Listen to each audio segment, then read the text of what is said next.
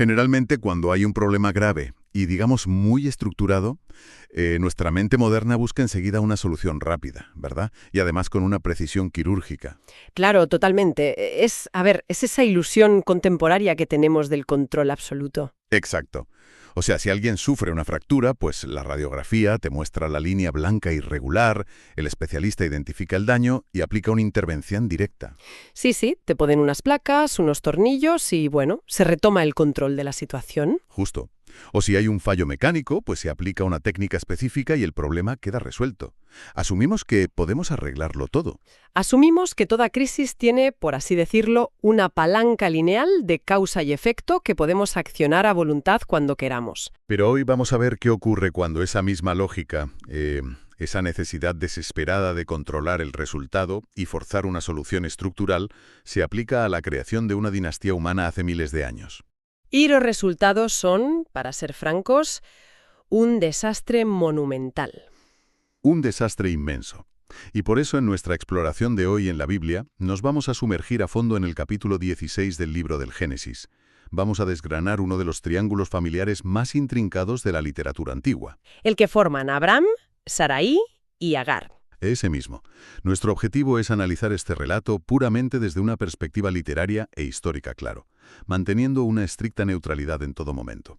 Eso es fundamental para entender bien por qué este texto específico es considerado un punto de inflexión crítico en el Medio Oriente antiguo. Así es, porque tiene una relevancia tremenda. Conviene establecer de inmediato la magnitud de lo que estamos analizando aquí.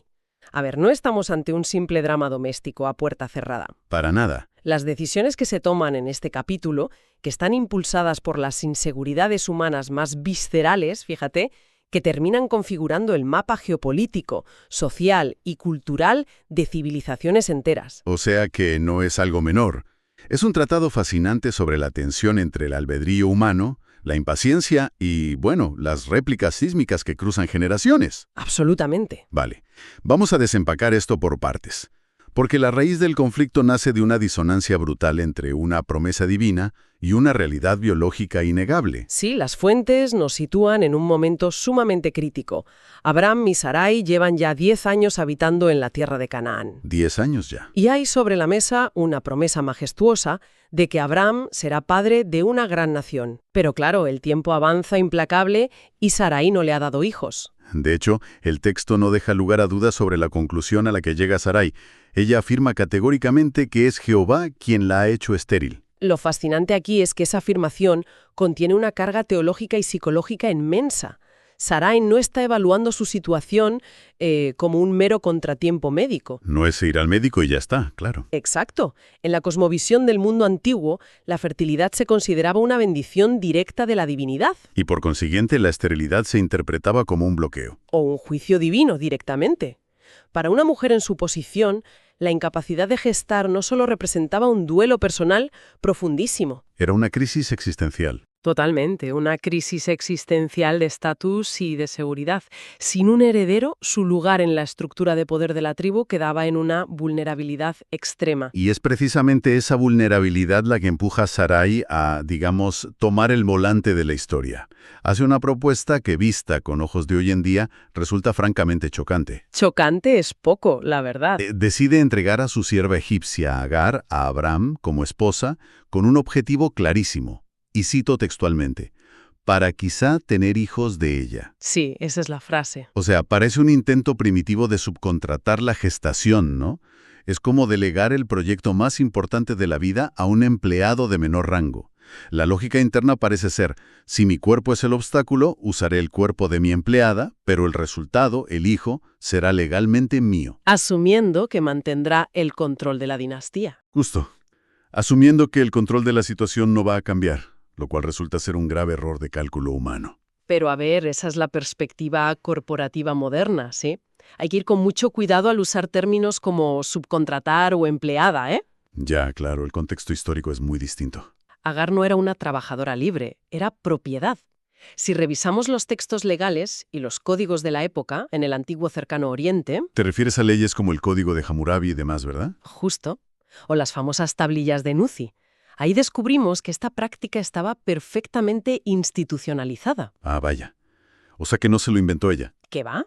Cuando una esposa principal no podía dar a luz, existía la obligación legal y cultural de proporcionar una esclava al marido para engendrar un heredero. Fíjate. No era una idea excéntrica que a Sarai se le ocurriera en un momento de locura. Era el protocolo estándar de supervivencia dinástica de su tiempo.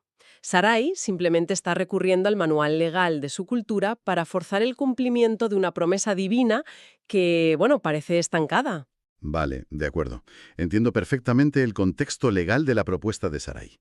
Pero lo que me resulta incomprensible, y estoy seguro de que a muchos de quienes nos escuchan les pasará igual, es la reacción de Abraham. Es que eso llama muchísimo la atención. Estamos hablando del gran patriarca, la figura de autoridad máxima. Sarai le presenta este plan que va a dinamitar la estructura íntima de la familia, y el texto se limita a decir que Abraham atendió a la voz de Sarai. ¿Y ya está? Sí, accede sin pronunciar una sola palabra. Nada. Es que no hay debate, no hay resistencia, no hay una consulta a esa divinidad que supuestamente les hizo la promesa de la nación. Asume una pasividad que roza la negligencia total.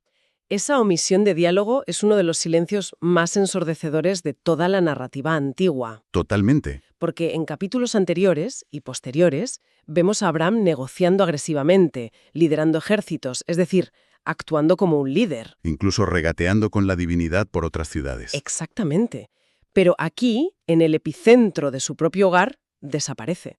Al ceder sin cuestionamientos a la propuesta de Sarai, Abraham abdica de su responsabilidad moral y de liderazgo. Toma el camino de menor resistencia en el corto plazo. Eso es, aceptando un atajo humano que inevitablemente va a generar una colisión frontal. Y vaya si hay colisión, ¿por qué no se hace esperar? Esa supuesta solución estructural que Sarai pensó que podría gestionar y controlar milimétricamente, crea en cuestión de semanas un problema infinitamente más destructivo. Si el relato abandona el terreno de la biología para meterse de lleno en un conflicto doméstico y de clases sociales absolutamente explosivo. Porque Agar concibe rápidamente. Y al verse embarazada, el texto señala algo muy fuerte. Empieza a mirar con desprecio a su señora Sarai. La inversión de roles es fulminante, claro. La jerarquía estática de la tienda salta por los aires. Biológicamente, piénsalo, la esclava extranjera ha logrado en un instante lo que la matriarca poderosa no pudo conseguir en décadas de matrimonio. Y aquí es donde se pone realmente interesante la cosa, ¿no? Porque es la paradoja central. Imaginemos la tensión en ese campamento. La sierva, que hasta ayer era prácticamente invisible y carecía de derechos, de pronto tiene en su vientre el bien más preciado de la casa. El futuro de la dinastía. Justo. O sea, el estatus biológico humilla y aplasta momentáneamente al estatus social.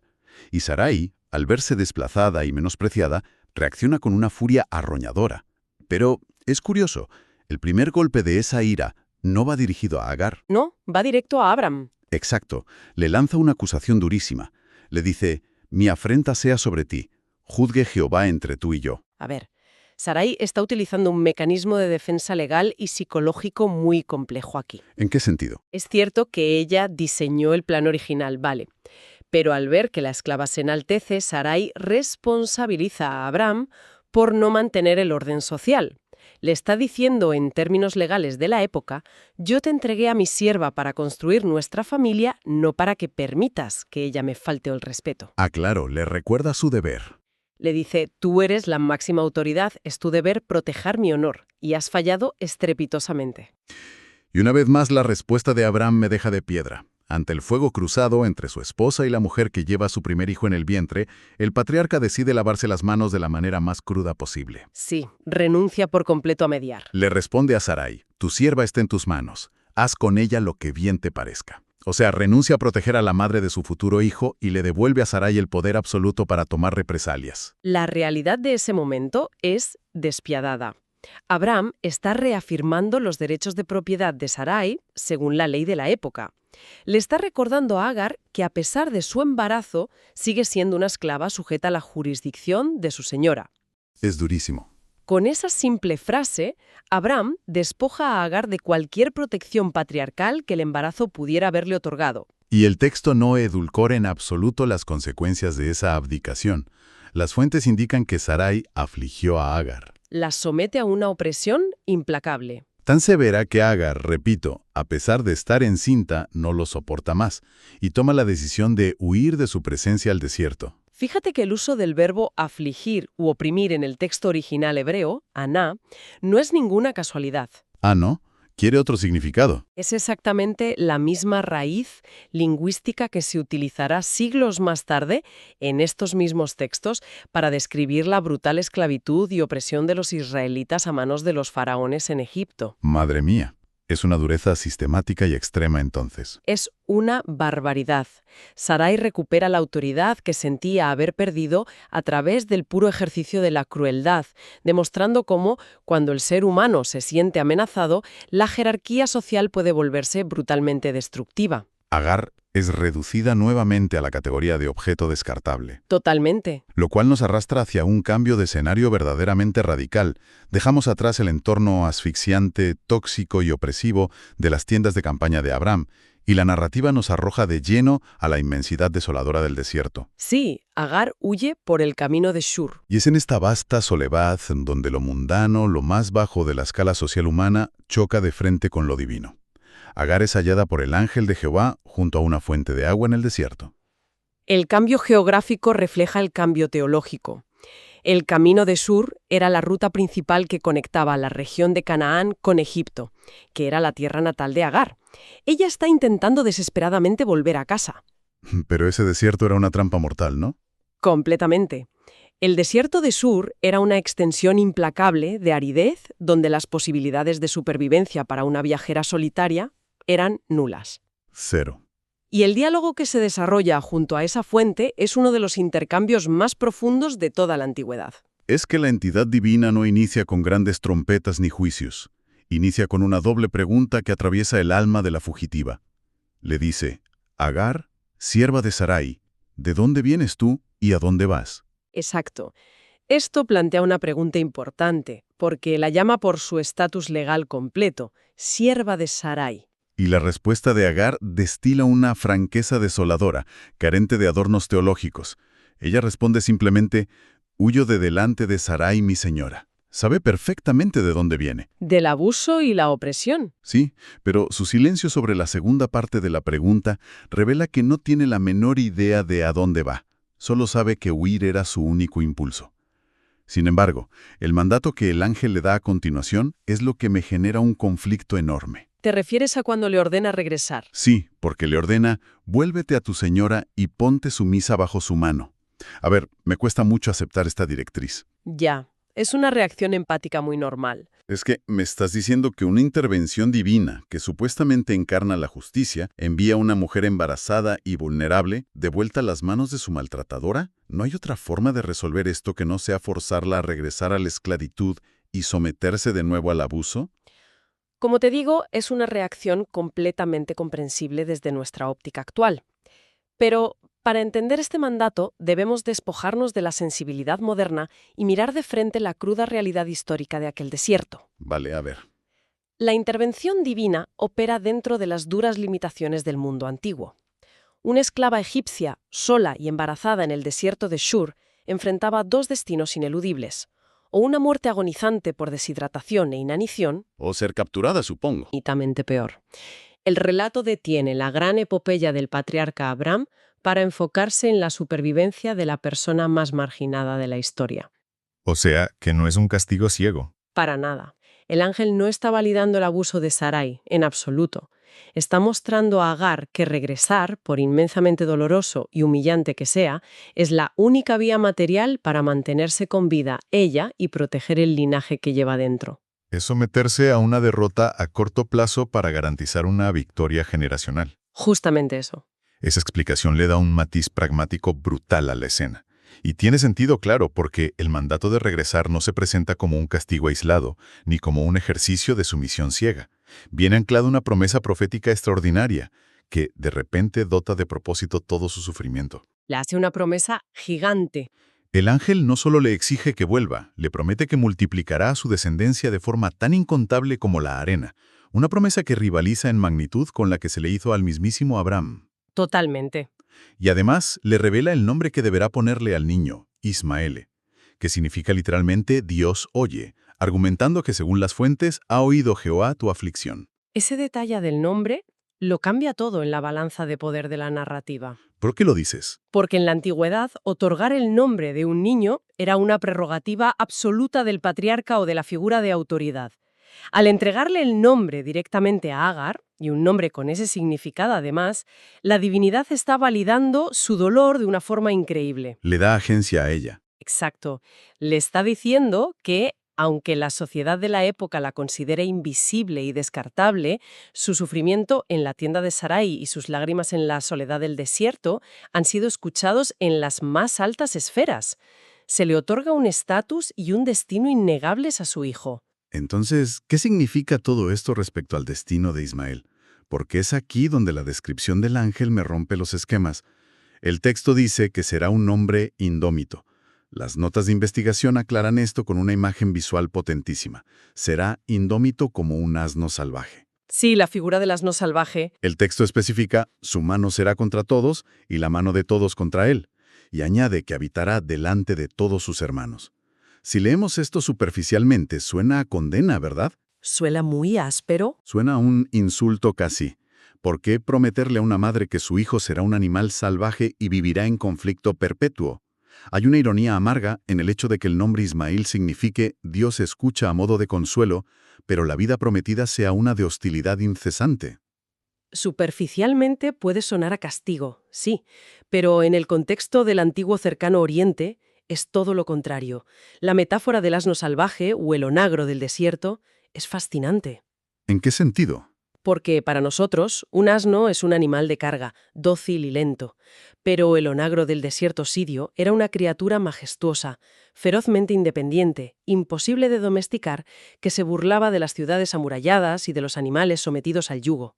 Ah, claro, la perspectiva cambia por completo. En un entorno nómada, decirle a una esclava fugitiva que su hijo será como un asno salvaje es la promesa más grande que podría escuchar.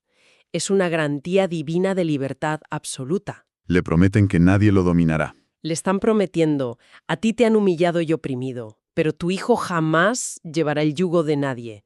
Será fuerte, indomable y sobrevivirá en las condiciones más duras del desierto, respondiendo golpe por golpe. La promesa no es de paz bucólica. Es de resiliencia y soberanía inquebrantable. Exactamente. ¡Qué contraste tan deslumbrante! El hijo de la esclava será el hombre más libre de la región. Entender eso transforma radicalmente cómo percibimos la reacción final de Agar. Es un paso monumental el que da ella. Porque al asimilar toda esta revelación, la supervivencia, la promesa de descendencia, la libertad garantizada de su hijo, Agar da un paso que marca un hito absolutamente insólito en todos los textos antiguos. Ella, que hasta hace un momento era solo una pieza de ajedrez movida a voluntad por Sarai y Abram, pasa de ser una víctima pasiva a erigirse en la primera y única persona en estos relatos que se atreve a darle un nombre a la divinidad. Sí, es un momento potentísimo. Llama al Jehová que hablaba con ella, tú eres el Dios que me ve, conocido en hebreo como El Roi. Y el texto registra su asombro diciendo, no he visto también aquí al que me ve.